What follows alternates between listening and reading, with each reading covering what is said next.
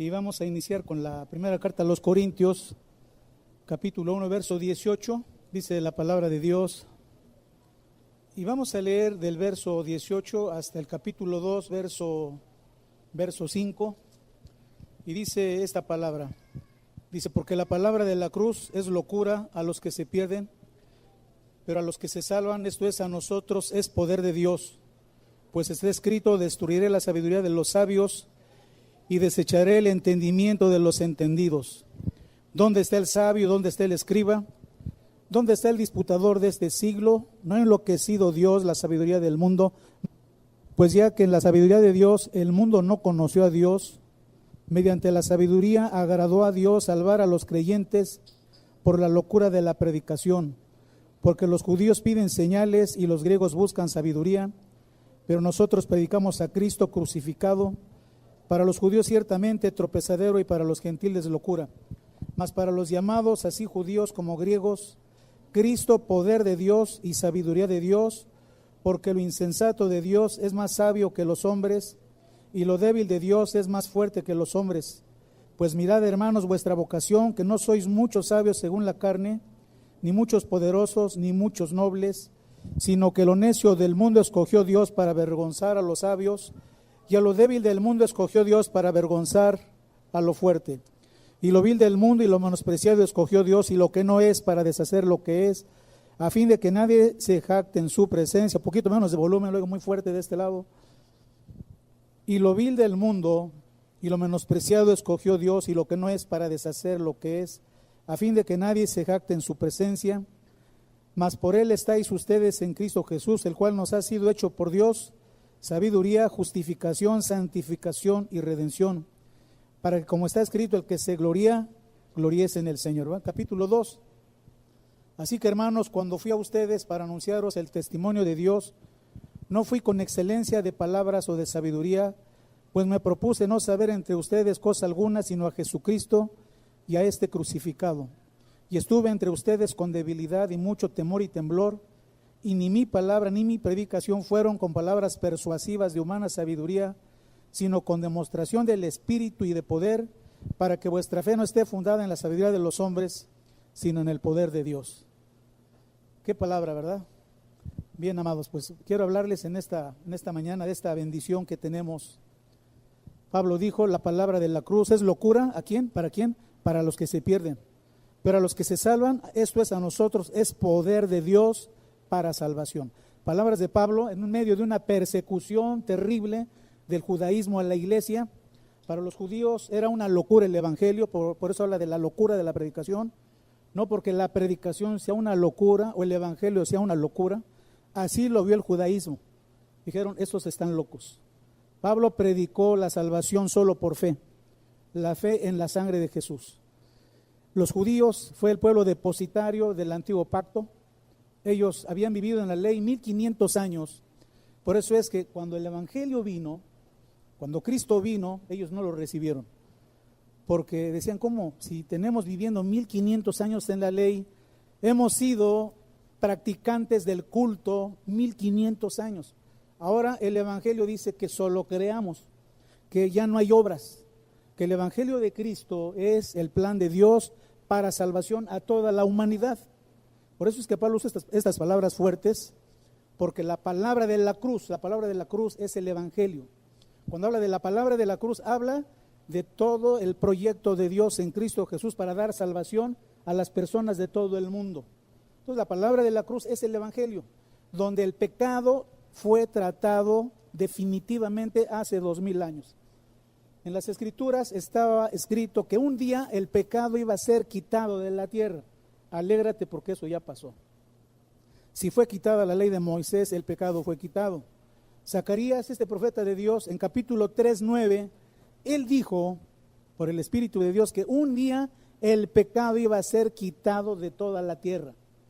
Aquí está, la última parte dice, aquí yo grabaré su escultura, dice Jehová de los ejércitos, y quitaré el pecado de la tierra. ¿Cómo dice? Un día. Quiero decirte que ya sucedió. El pecado fue tratado en un día. ¿Cuándo? En Juan 19:30, lo que vimos hace una semana, cuando el Señor dijo, consumado es. el pecado fue tratado. Y en este sentido, todos los profetas hablaron de esos días por venir para ellos. Para nosotros es una bendición porque estamos a 20 siglos después. Otro profeta que profetizó esta transformación fue Daniel 9:24, donde el ángel le dice el plan de Dios. Daniel dijo que 70 semanas estaban determinadas para el pueblo de Dios de ese tiempo. Y dice, 70 semanas están determinadas sobre tu pueblo y sobre tu santa ciudad. Jerusalén, era la Jerusalén antigua. Para terminar, ¿qué es terminar? Poner fin, acabar, finalizar. Para terminar la prevaricación y poner fin, otra vez, ¿poner fin a qué? Al pecado. Dice, poner fin al pecado y expiar la iniquidad. Nosotros éramos los inicuos, los que no teníamos ley, los que no tenían la religión judía, para traer la justicia perdurable. Di conmigo, perdurable. Habla de justicia eterna. Para traer la justicia eterna, enseñar la visión y la profecía y ungir al santo de los santos. Daniel vivió 500 años antes de que viniera Jesús aproximadamente. Las escrituras hablaban de este tiempo. Pablo está predicando del cumplimiento de este tiempo y habla de la cruz. Y el apóstol Pablo en el capítulo 2, que ya leímos de 1 de Corintios capítulo 2, ¿cuál era el mensaje de Pablo? Él dice, pues me propuse no saber entre ustedes cosa alguna, sino a Jesucristo y a este crucificado. 1 de Corintios 2, por favor, 2:2. Pues me propuse, o tuve como meta no saber entre ustedes cosa alguna, sino a Jesucristo y a este crucificado, dice Pablo, y estuve entre ustedes con debilidad y mucho temor y temblor. ¿Por qué? Por la persecución. Pero vean lo que dice Pablo, el Espíritu Santo le dio poder. Versículo 4. Y ni mi palabra ni mi predicación fue con palabras persuasivas de humana sabiduría, sino con demostración del Espíritu y de poder. O sea, Pablo habla la sabiduría de Dios. En ese tiempo había dos grupos de personas, los judíos que decían somos el pueblo de Dios. Queremos ver señales. A Jesús le dijeron, muéstranos señal. ¿Qué les dijo el Señor? Señal les será dada. Así como Jonás estuvo en el vientre de la tierra 3 días y 3 noches, así el Hijo del Hombre estará 3 días y 3 noches en el corazón de la tierra. Y se cumplió la señal. Por eso Pablo dice, los judíos piden señales y los griegos sabiduría. Los griegos eran muy orgullosos. O sea, nosotros tenemos los mejores oradores. Ustedes busquen en nosotros los griegos, pues tenemos a Demóstenes, tenemos escritores como el que escribió la Ilíada, Homero. Ustedes ven, la cultura griega se distinguió en ese tiempo. Por eso dicen, los judíos piden señales y los griegos piden sabiduría. Sí, pero sabiduría del mundo. Pablo está hablando de la palabra de la cruz. Yo quiero hablarte en esta mañana que hemos sido bendecidos ya. Nosotros desde hace 20 siglos, 21 siglos va a ser, nos alcanzó la bendición. Ciertamente el pecado fue quitado de la tierra. ¿Entiende esto? El pecado ya fue tratado, ya fue quitado de la tierra. Daniel habla de la justicia perdurable. Yo quiero hablarte de algo que todos debemos de saber. ¿Qué hizo el sacrificio de Cristo en la cruz? Profetizado en Isaías 53, hablando de Jesucristo que vendría. Y Isaías 53 habla de que vendría uno.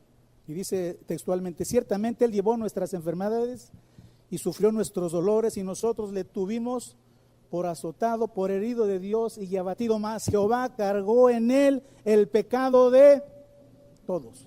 Cuando es todos, ¿qué es? Todos, de toda latitud del mundo, altitud y latitud.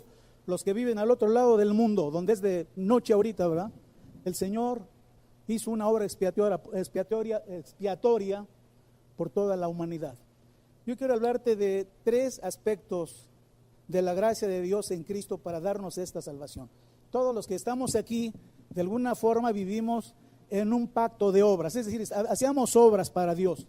Queríamos poner en balanza nuestra vida y si habíamos hecho cosas tan malas, bueno, queríamos poner algo en el otro lado de la balanza para más o menos balancear. Bueno, sí, Señor, sí he hecho malo, bueno, pero puedo hacer buenas cosas para que tú me lo tomes en cuenta.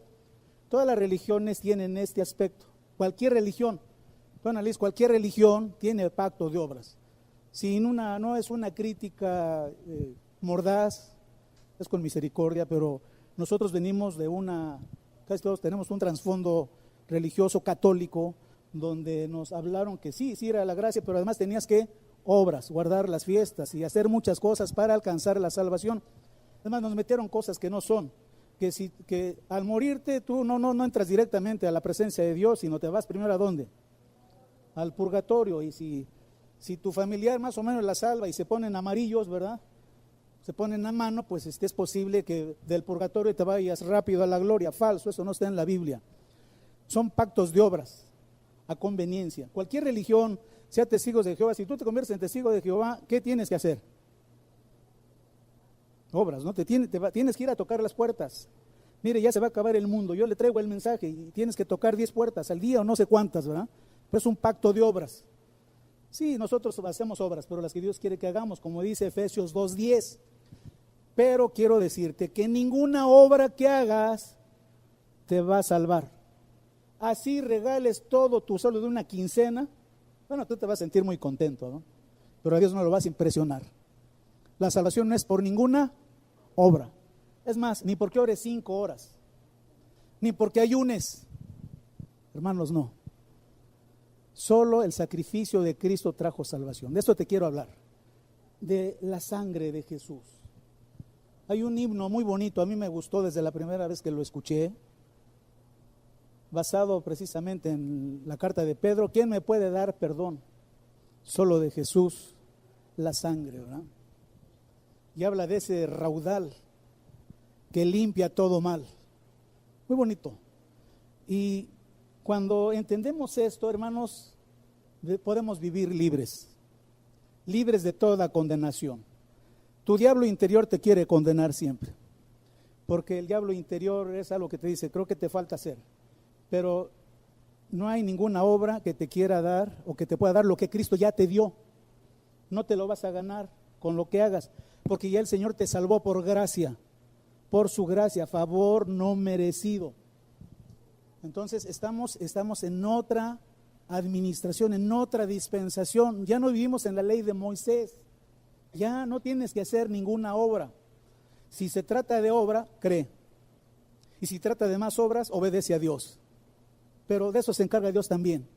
El Señor pone el querer como el hacer por su buena voluntad.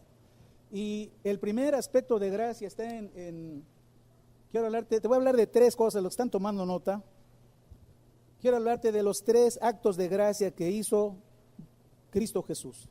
En el primer acto, el Señor hizo una propiciación. Jesús satisfizo la justicia de Dios soportando todo el peso de la ira de Dios. Con esto te digo que tú ya no estás bajo ira. Si esperas la ira de Dios, estás engañado. Porque ya hubo alguien que la llevó por ti. Si tú hoy te despides de esta tierra, ya escribe en Jesús, quiero decirte que no te vas al purgatorio, te vas a la misma presencia de Dios. Amén, te vas a la misma presencia de Dios. El primer acto de gracia se llama propiciación.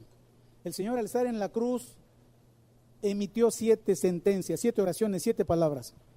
Una de ellas dijo: Padre, ¿por qué me has abandonado? Con un clamor que salía de su corazón. Era tanto el dolor de todo el cuerpo, de todo su ser, y dijo: Padre, ¿por qué me has abandonado? Teológicamente, en ese momento, el Señor estaba dando toda la ira por el pecado de todos los seres humanos. En un segundo, el Señor quitó la vista de su Hijo y lo vio como el hombre que estaba dando su vida por redimir a todos los pecadores. Por eso dijo: Padre, ¿por qué me has abandonado? Ese acto se llama propiciación, lo están tomando nota. El Señor por ese acto te libró de la ira y el Señor quitó tu pecado. ¿Qué dijo Pablo? La palabra de la cruz es locura. ¿A quién? A los que se pierden. Tan sencillo, la gente dice: es que quiero hacer. No hagas nada, quédate quieto. Dice Efesios: por gracia son salvos por medio de la fe. Y esto no de ustedes, es fe.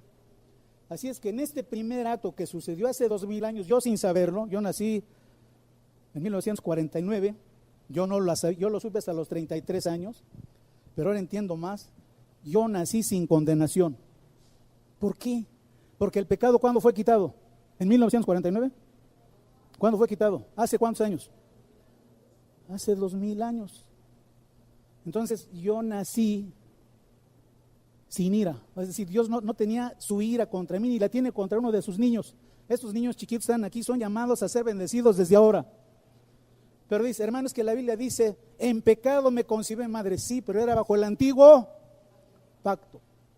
El pecado pasó de padres a hijos. Adán generó una herencia de pecado. Hasta que vino el segundo Adán, ¿cómo se llamó? Jesucristo. En Juan 19:30 empezó otra dispensación, era o día para las nuevas generaciones. Entonces quítate de la idea que tus hijos viven en pecado, que tú los concebiste en pecado. Falso. Sí, Abraham fue concebido en pecado, Isaac fue concebido en pecado, los hijos de Israel fueron concebidos ¿en qué? Pero nosotros vivimos después de ¿quién? De Jesús. Entonces, hermanos, nosotros ya nacimos ¿cómo? ¿Cómo nacimos? Salvados, bendecidos, ya no tenemos la ira de Dios sobre nosotros, porque Jesús soportó la ira por todos los habitantes de cada generación.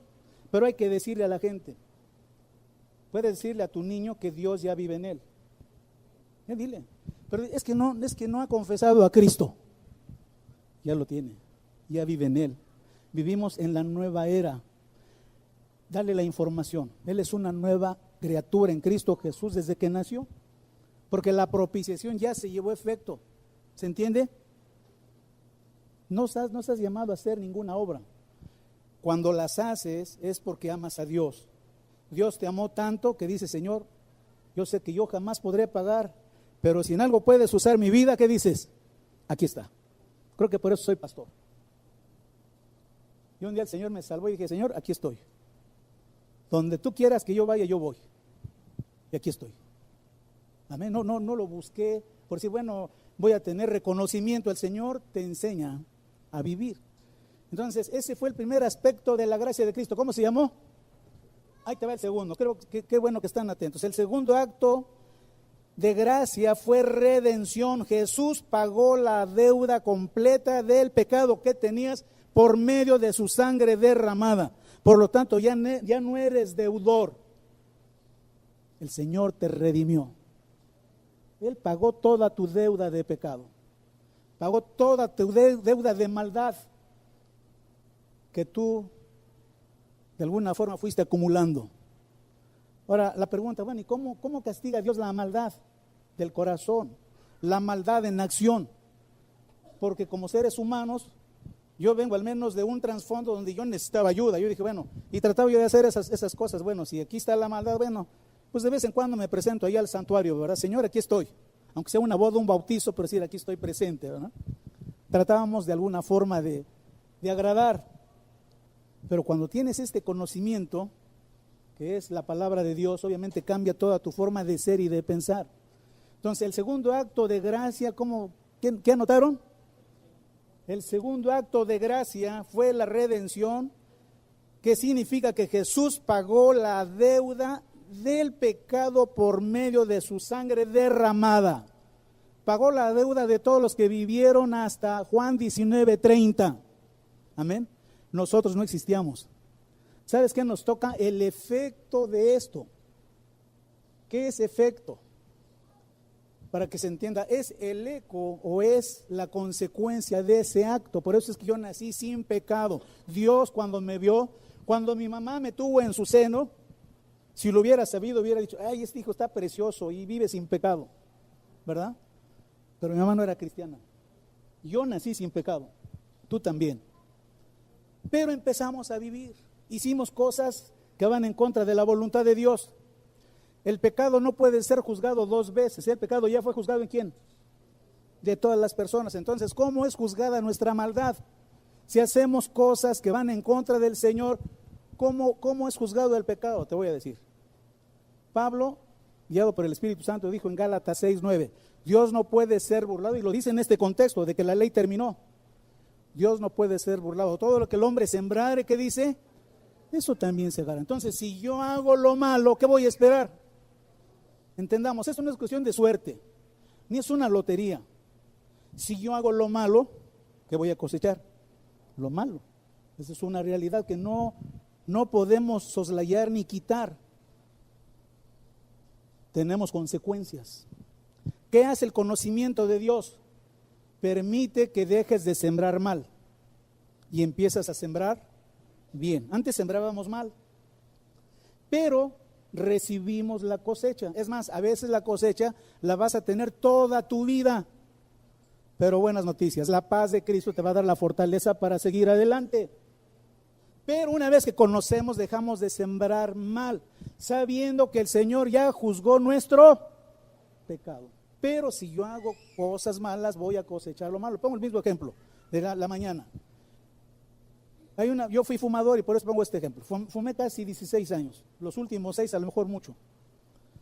Entonces, si yo hubiera seguido con este mismo vicio, hermano, ya estuviera en el hospital, ya me hubiera muerto. El Señor me perdona ese vicio, pero mis pulmones, nunca. Entonces, la paga del pecado es muerte. En este sentido, lo que haces mal, si se ataca a tu cuerpo, vas a producir algo malo para ti. Entonces, Dios quiere que entendamos, estamos en un tiempo de extrema bendición. Di conmigo, extrema bendición. Es una realidad, ya Dios nos bendijo, ya no hay condenación sobre ti. Quítate esa idea de la mala suerte o que te sigue la mala vibra. Eso es mentira. Necesitamos entender que ya fuimos bendecidos por Jesucristo hace 2000 años y por el efecto de su gracia ya somos bendecidos y no depende de lo que tú hagas. Alguien te puede condenar, a lo mejor vas a otra congregación, un pastor te dice, si no vienes el domingo eres maldito. Falso. Si faltas un domingo, hermano, para mí no va a pasar nada. Te perdiste a lo mejor una buena información. Pero no hay juicio por eso, ¿se entiende? Ya no vivimos bajo ninguna condenación, porque Cristo hizo un sacrificio perfecto. Ahora, entro al tema, esta es la base. La Biblia habla muchísimo de este tema. Dice el segundo punto, los que lo están tomando nota. El segundo acto de la redención. En este segundo acto Jesús pagó la deuda del pecado por medio de su sangre derramada. Hubo un efecto de esta sangre. ¿Por qué la sangre?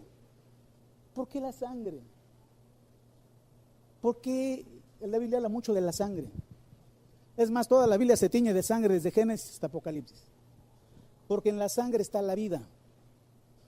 En tu sangre está la vida. Tú puedes funcionar sin riñón, sin pulmón, sin hígado, hasta sin corazón, hay corazones artificiales. Puedes funcionar sin ningún órgano excepto sangre. La sangre no admite sustitutos. En la sangre está la vida. Tenemos cada uno 6 litros de sangre en promedio. Si esa sangre no estuviera, adiós. Ahora, ¿por qué viene la sangre? Desde el antiguo pacto el Señor estableció el sacrificio de animales como redención temporal. ¿Por qué? Porque el ver morir un animal produce dolor interior a alguna persona. Hay gente que no mata ni una gallina. A ver, ¿cuánto les da miedo matar una gallina? Dice, mátala tú. No, es que yo soy muy cobarde. Porque le meten el cuchillo y la gallina empieza ahí toda. ¿No es así? Bueno, en el antiguo pacto, la gente que pecaba tenía que ofrecer el sacrificio. Entonces llevaba su borreguito y le decía, sacerdote, aquí está mi borreguito. Sí, mijito, ahora mátalo tú. Pon la mano y di, este muere por mí. Entonces le ponía la mano al borreguito, le metía el cuchillo, obviamente el borrego se empezaba a menear. Ahora escúrrele la sangre. Veía la sangre, tenía que ser muy fuerte. Yo creo que si hubiera sido una mujer se desmaya, ¿verdad? Entonces, la sangre significaba que lo que había hecho la persona era algo grave. Porque en la sangre, ¿qué está? La vida. En el nuevo pacto, el Cordero de Dios no es porque Jesús no habla de su alma, sino habla del Cordero que Dios escogió, Cordero de Dios que quita el pecado del mundo. Entonces la sangre cumple con redimir al hombre, es decir, tú te ves bajo la sangre de Cristo, estás limpio. Por eso Pablo dice, yo tuve como meta predicar a Cristo y a como. El primer acto de fe es que tú veas a Cristo muriendo por ti. Es más, imagínatelo, no como lo pintan en los cuadros o en las esculturas, que solo tiene una rodilla raspadita y un poquito, su corona de espinas y una poquita de sangre, no. Si tú ves la Biblia, Cristo era una masa sanguinolenta, era irreconocible de tanto latigazo, tanto golpe, era irreconocible. Ahora, tú ve a Cristo, ahí en tu mente, Él estaba llevando a cabo tu redención, estaba llevando tus enfermedades del alma, estaba llevando tus sufrimientos, estaba llevando tus fracasos, para que tuvieras paz. La sangre de Cristo produce paz en el alma, porque esa sangre dice que tú ya no eres culpable. Vamos a leer las escrituras. La sangre de Cristo te redimió, ya fuiste perdonado, ya no hay condenación, fuiste sanado del alma. Es cobrar el cheque hoy. Si tú estás conociendo hoy, toma esto. Por eso Pablo dice, ve a Cristo, no lo veas glorificado primero, velo primero ¿cómo? Crucificado, porque murió por ti. La Biblia habla mucho de la sangre. Te voy a leer algunos versículos nada más y vete al primero que está en Romanos 5:9. ¿Qué hizo la sangre? Lo dice el apóstol Pedro. Dice que fuimos justificados por su sangre. ¿Qué es justificado? Que el Señor te quita la condenación. La sangre de Cristo te redimió.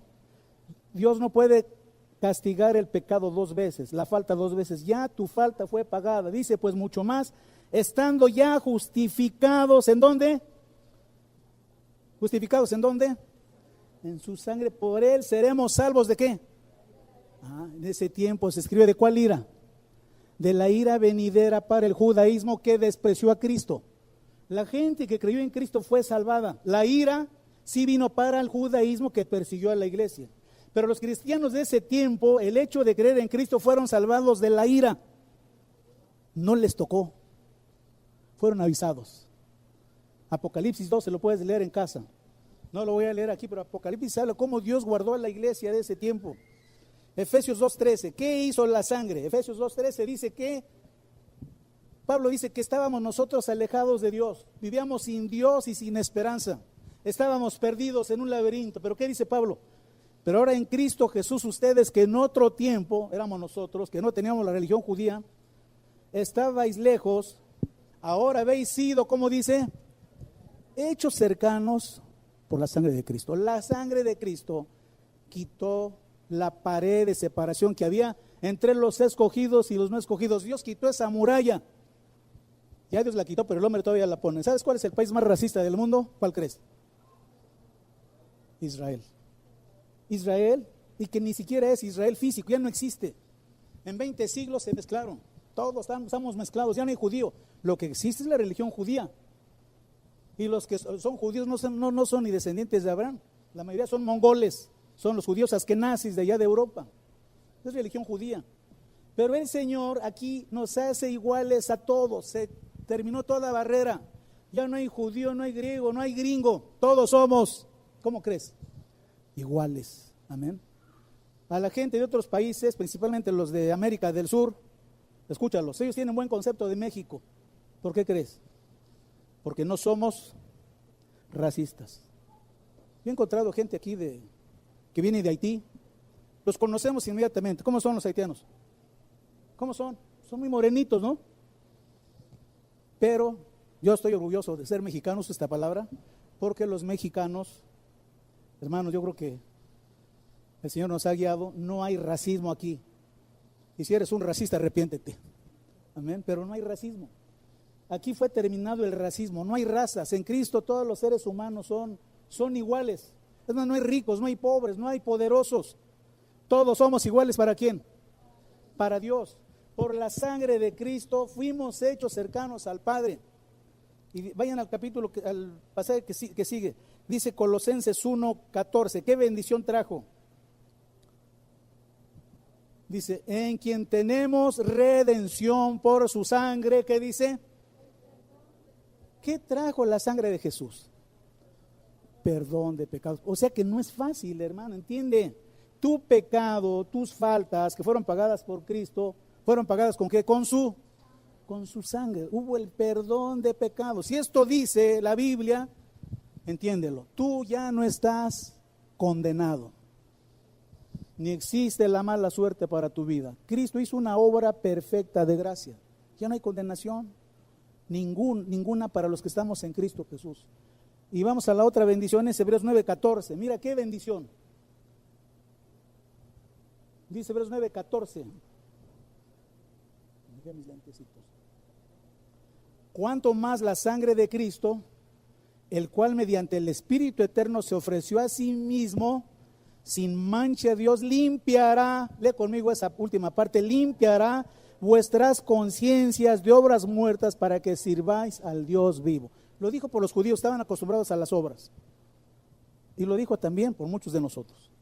Les dijo a los judíos, ya dejen de ofrecer obras. Ustedes guardan los días, hacen tantas cosas, ya no. Por un solo sacrificio, Cristo los hizo perfectos. Como te decía, nosotros venimos también de una cultura de obras.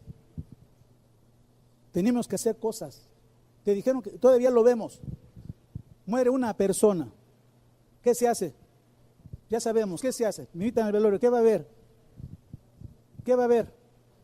Rosario. Vamos a hacer una obra de salvación. Las oraciones. Te pedimos que lo perdones. ¿Tiene sentido con lo que dice la Biblia? Ya fue perdonado. Ya fue perdonado. En el último instante de su vida, a lo mejor el Señor iluminó y dijo, Señor, aquí estoy. Perdóname. ¿Sí? Siguen las obras. Los esperamos para los 9 días. Vamos a hacer otras obritas para tratar de salvar al muertito. Una vez que uno se muere, nada. ¿Se entiende? Nada, ya no hay nada que hacer. Pero son pactos de obras. ¿Qué dice la Biblia? La sangre de Cristo limpió nuestras conciencias de obras muertas. Debemos de entender qué pide Dios. Dios no pide que tú ores 5 horas. Bueno, si la quieres orar, amén, pero que estés con devoción. Pero para que presumas, es que yo oro 5 horas, te voy a dar tu premio. Ya no hay obras, ya no hay ayunos, entiendan esto. Cristo hizo una obra perfecta. ¿La oración es para beneficio de Dios o para mí? Yo tengo necesidad, yo voy a Dios. Yo leo los salmos y digo, Señor, qué palabra, yo la quiero para mí. Amén. Dios se agrada de mi comunión con Él. Pero no estoy obligado a estar orando 5 horas, 3 horas, 1 hora, o haciendo ayunos, o sacrificando mi cuerpo. Hoy me voy a poner unos zapatos del 7 cuando calzo del 9, por sacrificio. Voy a andar como pollo quemado, ¿verdad? Pero muy contento porque eso le agrada a Dios. Falso. Entiende, Dios te dio una plena libertad. Tú no puedes abonar nada para tu salvación. ¿Puedes abonar algo? No puedes abonar nada. Ahí te va, hay más. Dice que limpió tu conciencia de obras muertas. El que sigue, Hebreos 10:14. Hebreos 10:14 dice, porque con una sola ofrenda hizo, ¿cómo? Entonces, para Dios, ¿tú cómo estás? ¿Cómo estás delante de Dios? ¿Cómo estás? Perfecto, pero dilo con gozo. ¿Cómo estás? Que ni quieren pronunciar. ¿Cómo estás delante de Dios? Perfecto. Amén. Perfecto. Claro que no eres un ángel. Pero Dios, ¿cómo te ve? Hermano, así te ve el Señor. No hay condenación. Dios ha bendecido tanto mi vida desde antes que naciera. Lo que pasa es que no me había dado cuenta que yo había sido bendecido. Era heredero del Rey de Reyes. Es más, no era hijo, sino era rey. ¿Se entiende? De hijos vamos a reyes. Buenas noticias, los que nacieron después del siglo II ya no fueron hijos, eran reyes y sacerdotes. Lo dijo Pedro, más ustedes son real sacerdocio, reyes, sacerdocio, real sacerdocio, linaje escogido, nación santa, pueblo adquirido por Dios. Entonces eras rey, pero dice Pablo que en tanto que el heredero es niño, en nada difiere del esclavo. Gálatas 4:1. En los reyes es común, por ejemplo en Inglaterra hay reina, hay rey, en algunos lugares hay rey. El sucesor del rey, ¿quién va a ser? ¿Un plebeyo? ¿Uno del pueblo? Para que no se oiga tan... ¿Quién va a ser siempre? El hijo del rey. Entonces el niño tiene 1 mes y le dicen, tú eres el rey, no entiende, es un bebé. Entonces 5 años todavía no lo entiende. No actúa como rey, pero es heredero. En tanto que el heredero es niño, en nada difiere del esclavo. Pero dice Pablo, sino que está bajo tutores, bajo sus padres y curadores, bajo enseñadores hasta el tiempo señalado por el Padre, dice Pablo. Bueno, de la misma forma nosotros, hermanos, cuando nacimos, ya teníamos la bendición, pero no sabíamos. Mis padres no eran creyentes, no les llegó el evangelio. Por eso es que me enseñaron una religión. Pero aquí las mujeres que tienen aquí a sus niños, las familias tienen aquí a sus niños, ya le pueden decir, este nació rey. ¿Para reinar con quién? Con Cristo. Son reyes con Cristo. ¿Por qué dice la Biblia?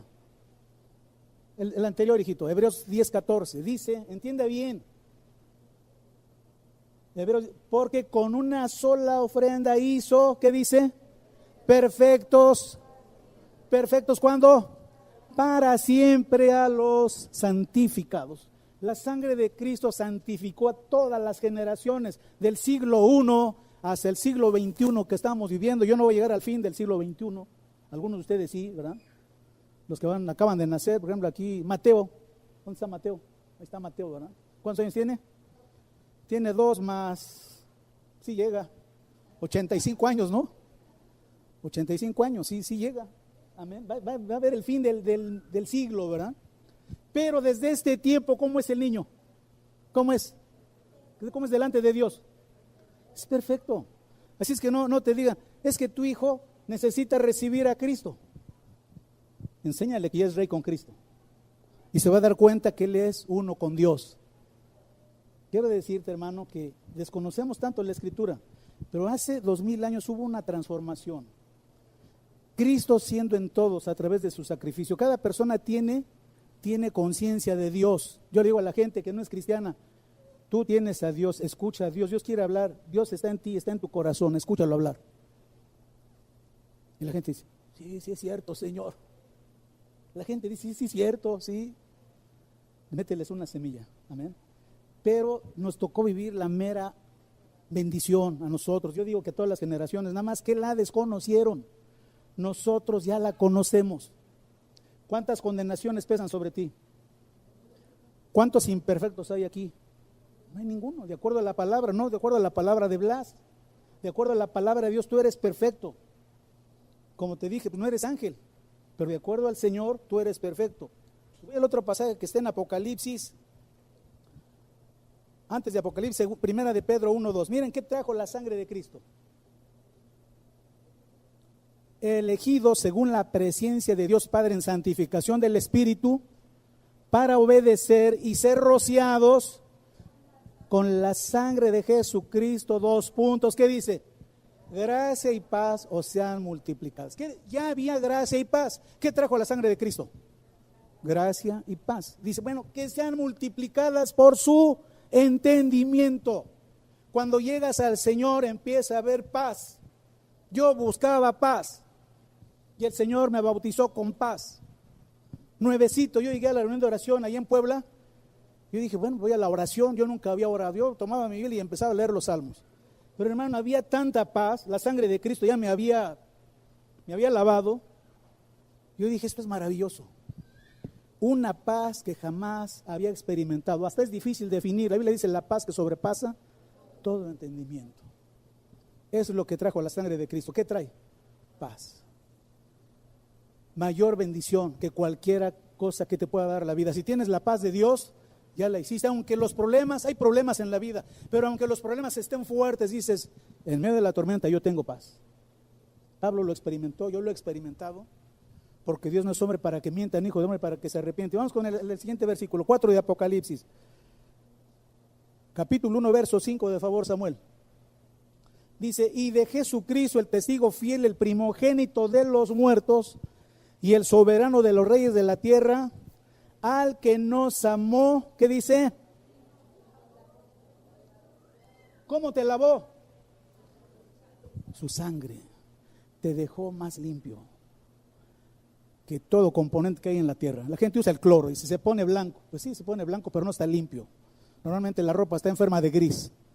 Y como dijo un pastor, entre más blanca es una prenda, más se nota la mancha, ¿verdad? Por eso entre más tratamos nosotros de limpiarnos, más se ve la mancha. Pero ese es en tu parecer. Pero delante de Cristo, ¿cómo estás? Limpio. Dice que lavado con su sangre. No necesito ser más lavado. Ya el Señor ya me lavó.